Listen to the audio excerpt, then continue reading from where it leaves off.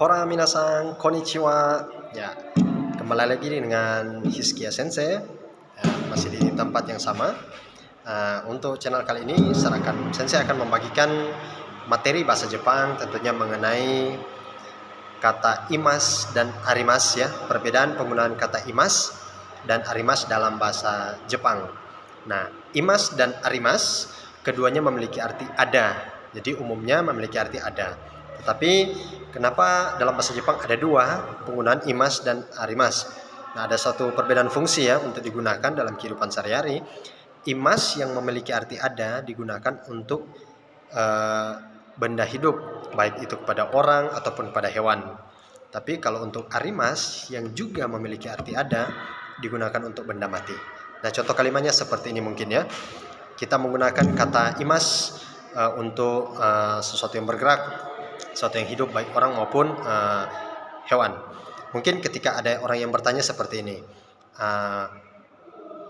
Kyoshitsu no naka ni hito ga imasu ka? Moichido ne.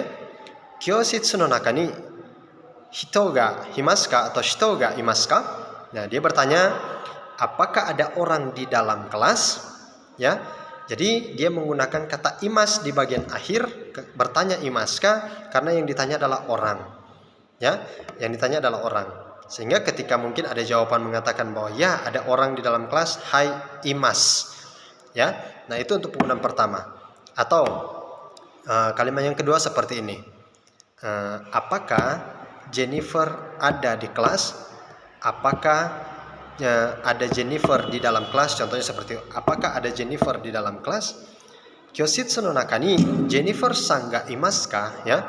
Kyoshitsu no naka ni Jennifer san ga imasu ka? Apakah ada Jennifer di dalam kelas atau apakah Jennifer ada di dalam kelas? Jadi kata imas itu digunakan untuk digunakan untuk benda hidup seperti orang dan hewan. Selebihnya mungkin kita boleh coba kepada hewan ya. Watashi no heya ni neko ga imasu ya. Watashi no heya ni neko ga imasu. Ada kucing di kamar saya. Watashi no uchi ni neko ga imasu ya. Jadi itu menyatakan untuk benda hidup, untuk kata imas sendiri. Sedangkan yang kedua arimas, dia memiliki arti ada tapi digunakan untuk benda mati. Ya, contohnya ya, apakah tas saya ada di atas meja? Apakah tas saya ada di atas meja? Nah, kalimatnya dalam bahasa Jepangnya mungkin jadi seperti ini ya, penggunaan untuk arimas. Tsukue no ue ni watashi no kaban ga arimasu ka? Ya. Tsukue no ue ni watashi no kaban ga arimasu ka? Jadi dia tidak menggunakan imas tapi arimas karena yang ditanyakan adalah tas. Tsukue no ue ni, tsukue itu meja, ue itu atas ya. Watashi no kaban ga arimasu ka? Kaban itu tas. Yang ditanyakan adalah apakah tas saya ada di apakah ada tas saya di atas meja? Mungkinnya seperti itu. Kita boleh lihat bolak-balik untuk kalimatnya. Tapi kira-kira kalimat bahasa Jepangnya seperti itu. Nah, mungkin itu sedikit perbedaan ya, penggunaan imas dan arimas dalam percakapan ya. Imas digunakan untuk suatu hal yang bergerak, sedangkan arimas digunakan untuk suatu hal yang berkaitan dengan benda mati. Tapi keduanya memiliki arti ada.